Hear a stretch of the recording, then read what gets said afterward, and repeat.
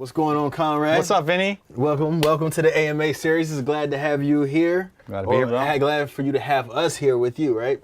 So I'm gonna explain how the AMA series work. Ask me anything, pretty much, right? Mm-hmm. So how are we gonna set this up? I have some questions in my mystery case, and they're all random, right? Okay. And what I'm gonna do is pill a question, and we're gonna have a conversation about that question. If you don't want to answer the question, say next question. But I'm hoping that we have a great conversation built off of the premise of this. All right, man. And the goal is just to kind of relax and just enjoy a good time and have a conversation amongst you and I, right? Let's do it. It's candid. All right, so going for the first question. Drum roll. All right, fast food or home cooking? Oh, of course, man. Home cooking, man. Why home cooking?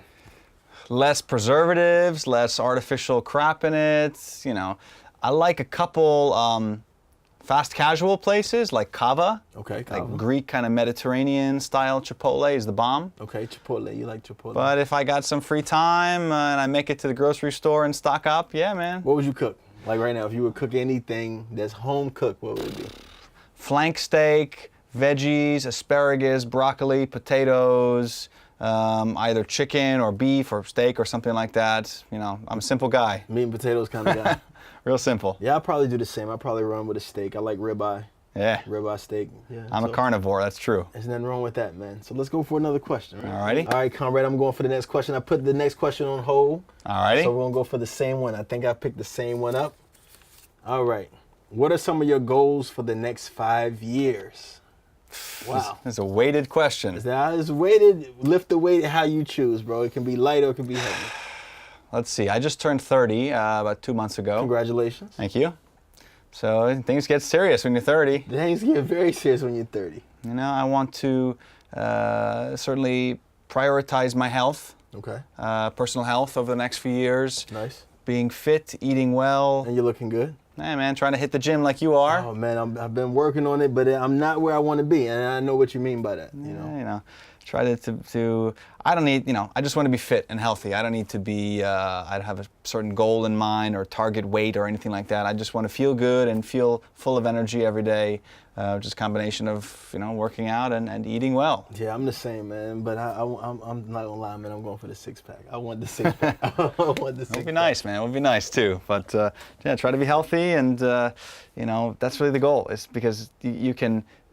Some things are renewable, like money is renewable. You can always find a way to work hard and work 18 hours a day and make back money that you spend on something. Right. But time and health is not. It's much more hard. It's much more difficult to restore and renew your health. Yeah, man. Once it's gone, yeah. It's gone, right? My first passion is probably like yours. I know you're a pretty healthy guy too, not only in the gym, but no partying, not too much alcohol, no drugs, just focusing on music and letting that be, the most important thing for you. Yeah, that's what drives you. Now you're answering these questions pretty well. It's not that hard, right? I can hang. You lifted that weight pretty well. It wasn't bad. No so problem. you're almost ready for the weight room. Lay it on me. So I'm going for another one. Let's see what this one is. Woo! I think we're getting heavier and heavier. Okay. Do you believe achieving true love is possible? Sure. You sure? Okay. True love. What's your definition of true love? Because I know for me, I'm a Disney kid, so that fairy tale happiness, happily ever after concept draws in my mind heavy when I think of true love. What do you think? When you feel, and this could be towards a person or it can be towards your passion, whether it's a hobby or art or something else that inspires you. Right. When you're not obsessed, but you're focused on, and you're concentrating and focusing on something that excites you. So, aside from my personal relationships, my love is in the studio too. Nice. I'm a fanatic about high quality, high resolution audio and making things sound perfect and flawless and kind of there's a creative component as well, but also a technical perfection for mastering, for example. Yeah. Where, there's opportunities in the studio and music production to be creative and experiment with effects and different, styles of music and different instrumentals and things like that. But there's a certain place where you can get things to sound just right and That's the love. That that drive, aspiring towards that, maybe it's inachievable technical perfection. That's what motivates me and gets me out of bed and gets me to the studio to do something I really enjoy. It feels less and less like work if you can really be inspired and be motivated to work on something creative and love what you love what you do. It doesn't feel like work. That's what everything. What you eat. Person, if you love the person, music, whatever, definitely. Yeah, if you love a person the same way, you don't care what obstacles you have to overcome because you know they're worth it too. And the same thing at least for me in the music industry, in the studio world.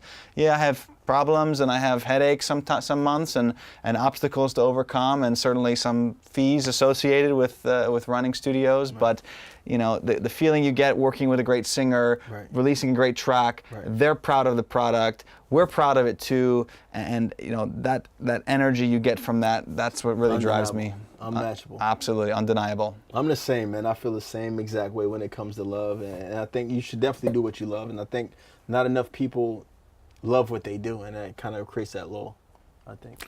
I agree, and it's 2017. Yeah. We have high-speed internet. Yeah. We have computers. We have Google. You can take a hobby and maybe that's not your primary means of income, and maybe you still got to work a 9-to-5 or do some other jobs that you're not a fanatic about, but you can have a little side hustle. You can, if you're into sports, you're into music, you want to be a blogger, you want to travel.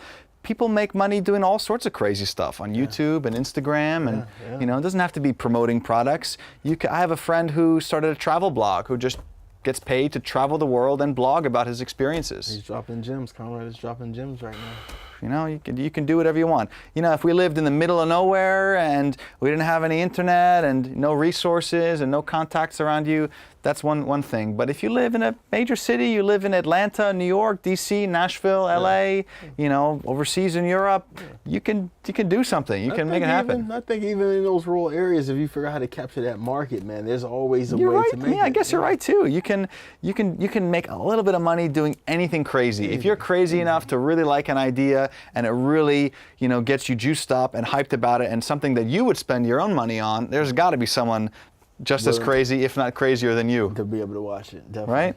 Well, cool. We're on our, 1, 2, 3, 4th question. Let's go. It's going well. I'll let you pick the next question. You pick the next question. I'm going to go here. All right. There you go. Let's see what the question is. Conrad picked this one. So lay it on me. Can't be mad at me. TV or a good book? TV, man. TV, okay. Yeah, man. I don't know. I don't have much attention span for reading a long book, too. Usually I read when I'm trying to fall asleep at the end of the night. Okay. But even TV, I'm a cord cutter or cable cutter or whatever. I don't have cable TV. I've got an Apple TV, and you know, I got a couple shows I kind of watch from time to time, but I don't know. I don't dedicate too much time to TV, and I haven't watched a movie from beginning to end definitely not in 2017, not this year. Wow. I have probably go to the movie theater twice a year. Wow. Because I don't know, maybe I don't have the attention span for it, or I don't like sitting in place and binge watching 3, 4, 5 episodes of Game of Thrones or something. I feel like I'm wasting my precious free time of the day. I'd rather, you know, do something productive and learn something or develop something, or, you know, have a conversation, you know, develop a relationship, do something with my time. I don't feel fulfilled when I watch a great movie or I watch a great TV show and people say, make sure you tune in and watch this time and this day. You're like, yeah. Can't do it, man. All my friends watch Game of Thrones. I never watched 1 minute of it. Yeah. Wow. Maybe when I'm stuck on an airplane or something, I might watch a movie, but that's about it. I was just talking to one of my mentors today about that. He was like, man, I can't remember the last time I watched a movie. And he said the same thing. When you're on the plane, you go on a long trip, you probably can get 2 movies out that you've never seen or something that's hot that you may want to check out. That's right, man. That's about it for me. All right, cool. So, TV. Conrad picked TV over book. See what you got. All right, let's go with the next one. Whew. Oh, what's your best piece of advice? Best piece of advice, you know, it's related to what we said earlier about doing what you love doing, but if I want to make it a bit more concise, I would say don't complain. Right. I'm very adamantly visceral against complainers, especially in my, close circle of friends and people I try to surround myself with as well. I want to, I don't have a lot of tolerance for people who complain about any of their small problems. If you've got a big issue, health-related, family-related, that's worth your stress, and that's worth complaining about and getting bent out of shape and worked up about something that really deserves your stress. Right. But when I see people who get upset that their iPhone doesn't have enough storage, or something happened and that wasn't a huge astronomical deal, I just try to reserve my stress for the important stuff. Okay. And try not to get bent out of shape about small stuff, because it's not worth it. It's all small stuff. And you just think, will this matter to me in 6 months? Will I really care about this in 6 months? Right. And some things that happened to me, in my life too. I've had my problems just like everybody, but I try to slow down and say, is this really going to affect me long term? If the answer is yes, then yeah, you have to, you might get emotional about it, or might try to make some strong changes in your life. But I try to let traffic, weather, technology, stuff that doesn't work for me, I just let it slide, let it roll off you. Kind of like a duck, let it roll off your back, right? Really, it's really a mantra to live by, in my opinion. No stress, no worries. Mm-hmm. All right, I'm gonna pick a couple more of these questions. I think I think the interview's flowing well. Yeah, man. I think we're having a great conversation to find out a bit more about Conrad in this Blue Room Music Studio. I know you're behind the boards a lot. And not a lot of times people get to see the person behind, and that makes music sound excellent. It makes music sound wonderful. Thanks, man. And I just want to thank you for allowing us to come here and ask you. Happy to host you guys, man. Anytime. No worries. All right, here we go. What's the build up to the craziest night you don't remember? What's the build up? You gotta get the details of what happened.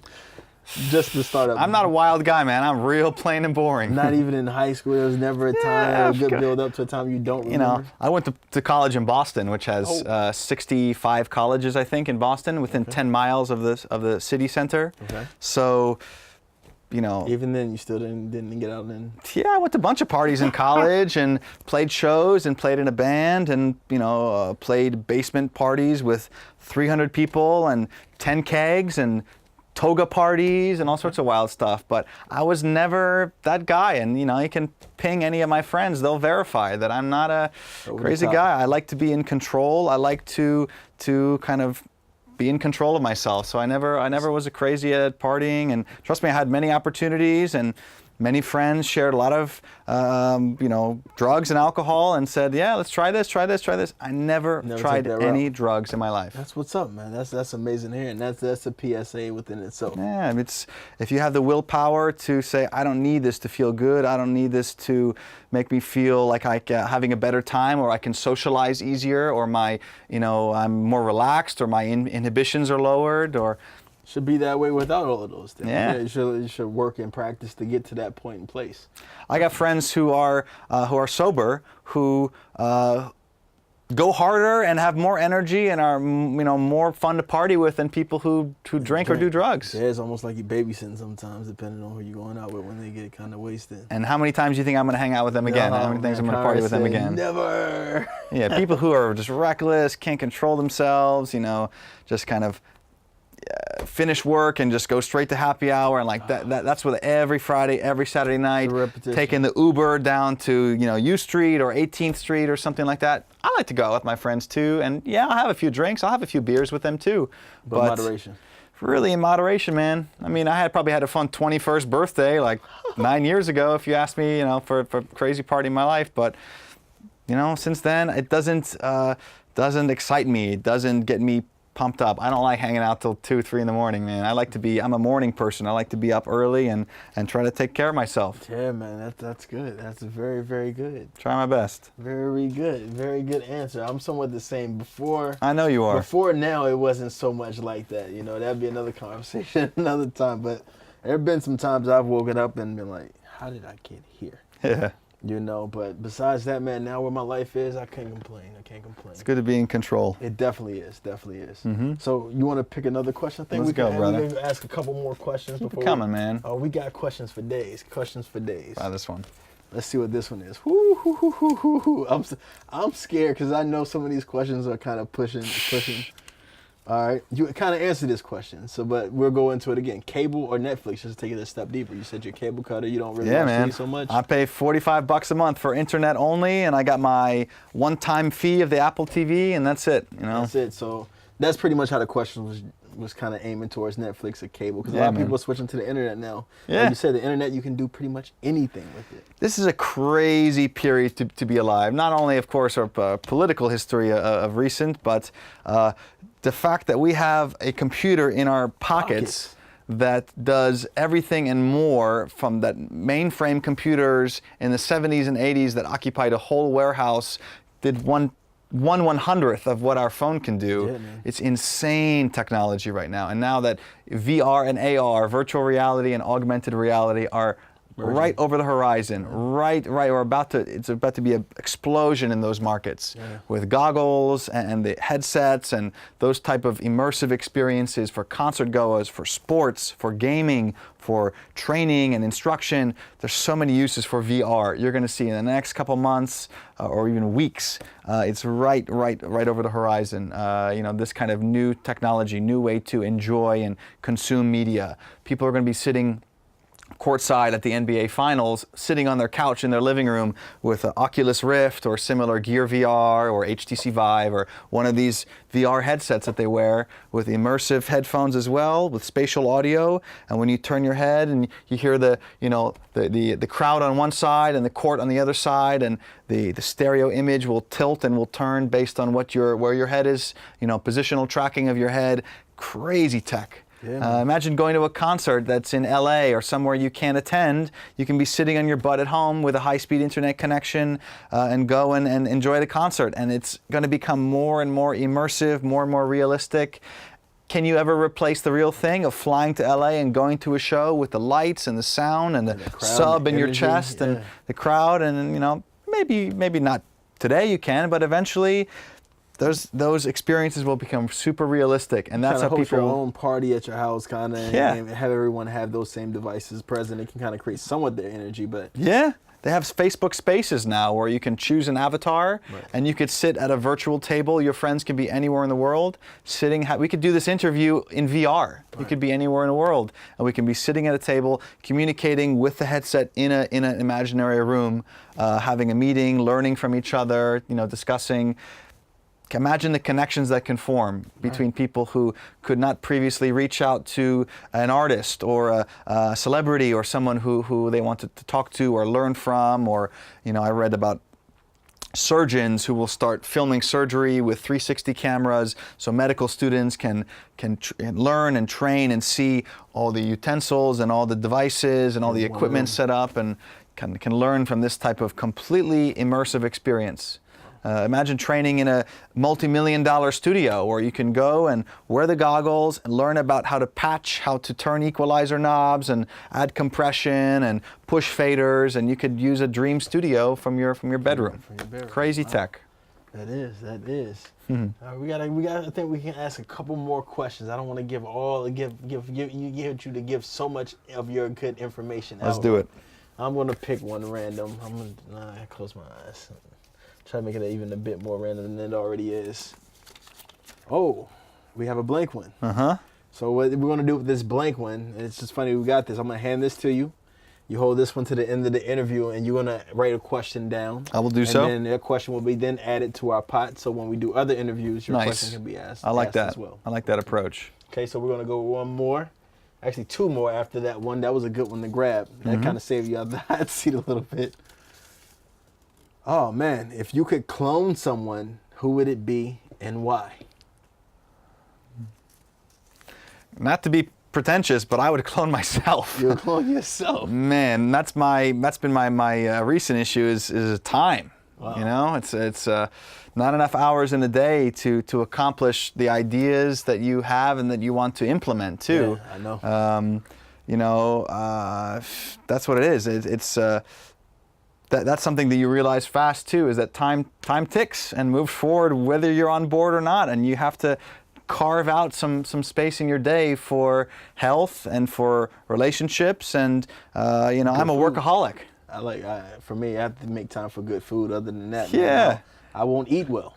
Yeah. And eating well for me is a big element of maintaining all those other things. I love eating, man. I love eating food, talking about food. You know, I'm all about that, and that goes hand in hand with friendships and trips and vacations and memories that you build. Yeah. That's what I hope to spend my small savings on. Is not on. I love looking at gear and microphones and preamps and things like that, but I don't just buy stuff just to have tangible, you know, stuff in my pockets. I want to spend my money to go on trips that are memorable, experiences that matter much more than any plastic iPhone or glass iPhone or whatever. Yeah, we like to have nice things too, but that's not what drives me. That's not what I want to spend my paycheck on. It's not going to the bar. It's not buying rims or clothes or you know, whatever, like stuff from my car. I just want to go and try to go on trips, man. And have a good time. There's a great tip I'll give all your viewers. Scott'sCheapFlights.com. Ooh. This is the best travel blog. Okay. When you sign up, they give you last-minute travel deals that they're like mistake ticket prices. When airlines screw up and have super low tickets, you know, $450 round trip to Europe, or you know, $700 round trip to Japan or something like that. These mistake prices that last for a few days. That allows, you know, young people like us who don't have huge savings to go and travel and do something fun and not break the bank doing it. So that's a great way to go and use your free time, use your savings, and make some memories that will last longer than the old generation iPhone that you want to buy. Yeah, well, you guys heard that. That's a gem coming. Another one coming from Conrad. Scott's what? Scott's Cheap Flights. Scott's Cheap Flights. Great travel blog. All right, I think we're going to get one more question, Conrad. One more for you. I'll let you pick the very last question, the very last one. I'm going to try. Hopefully it's not a tough one. Oh, man, we got some tough ones in there. Try this one. All right. Whew. Oh, man, this is a good question. I like this one. I think this is a good way to end the Looks really short. I can see it backwards. Vodka or whiskey?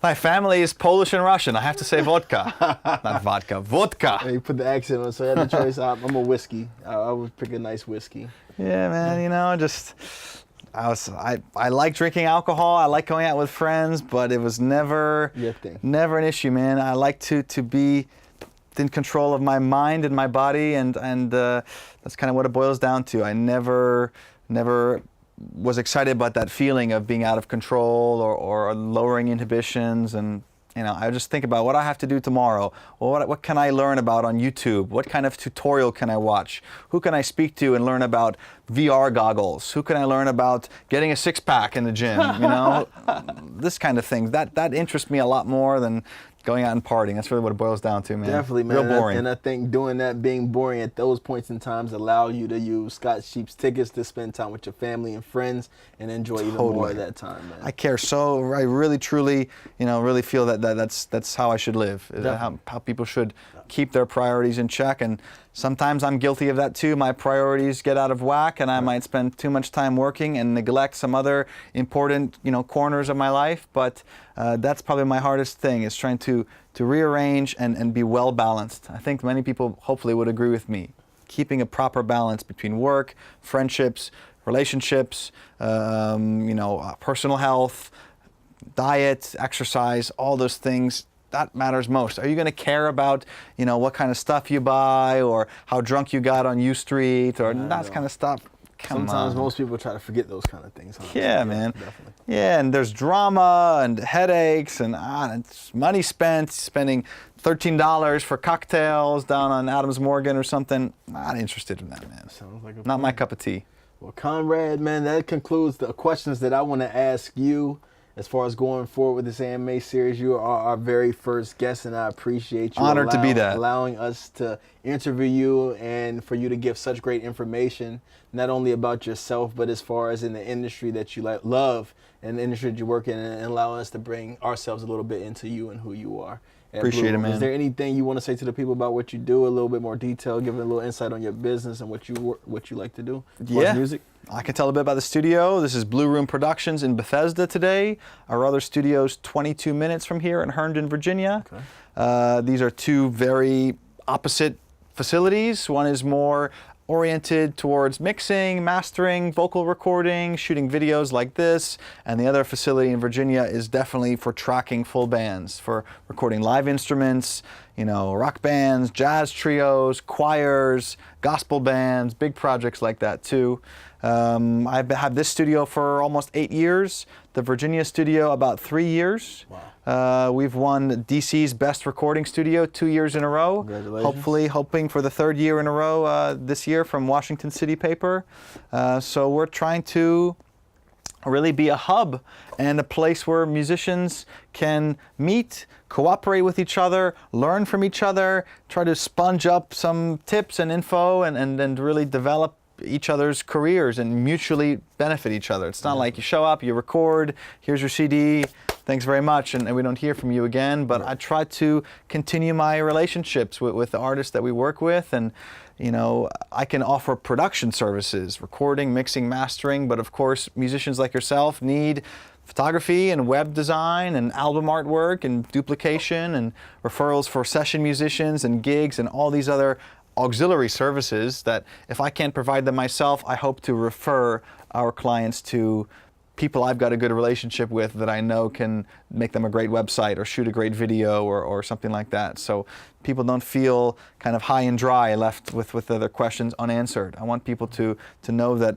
if we're not a one-stop shop for all the services they want, we'll try to put them in the hands of somebody who can do a killer job and you know, help them to give them the content, give them the material they need to advance their career, to market themselves, to promote themselves. We can give them the content, and then they got to run with it and really hit the pavement hard. And That's what it is. you know, we're proud of the products that and the artists that we work with in the studio. We want to help mutually promote them, and we're proud of the mixes too. So it reflects on all of us evenly.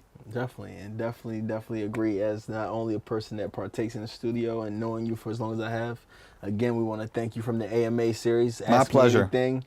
All right, guys, this was Ask Me Anything with Conrad of Blue Room Studios. Stay tuned to the next one. See ya.